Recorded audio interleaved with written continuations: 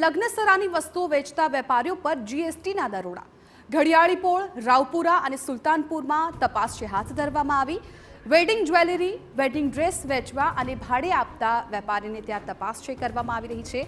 વેપારીઓ દ્વારા ટેક્સ ચોરી કરવામાં આવતી હોવાની આશંકાને પગલે તપાસ જીએસટી વિભાગ દ્વારા વેપારીઓના લેપટોપ અને કમ્પ્યુટરના ડેટા ચેક કરવામાં આવ્યા છે।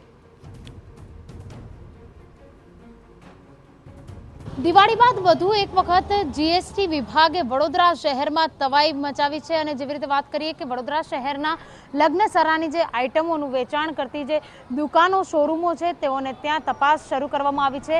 મેવાડા કલેક્શન જે રાવપુરા વિસ્તારમાં આવેલું છે આની સાથે સાથે ઘડિયાળી પોળમાં આવેલા વેડિંગ ડ્રેસ અને જ્વેલરીના શોરૂમમાં પણ હિસાબોની ચકાસણી કરવામાં આવી છે।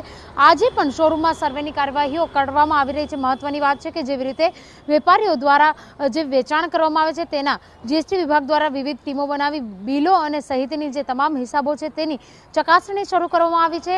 આજે વેપારીઓનું જે તપાસ કરવામાં આવી રહી છે જીએસટી વિભાગ દ્વારા જે ચકાસણી શરૂ કરાઈ છે તેમાં અનેક જે બેનામી હિસાબો મળે તે પ્રકારની શંકાઓ પણ વ્યક્ત કરાઈ છે। ત્યારે હવે જ્યારે જીએસટી વિભાગ દ્વારા ફરી એક વખત વડોદરા શહેર પર તવાઈ બોલાવાઈ છે ત્યારે હવે કાર્યવાહીના અંતે જાણવા મળી શકે છે કે કેટલાના હિસાબો બેનામી મળ્યા છે। કેમેરા પર્સન રોહિત ગોયલ સાથે અંજલિ ઓઝા, TV9 વડોદરા। સમાચાર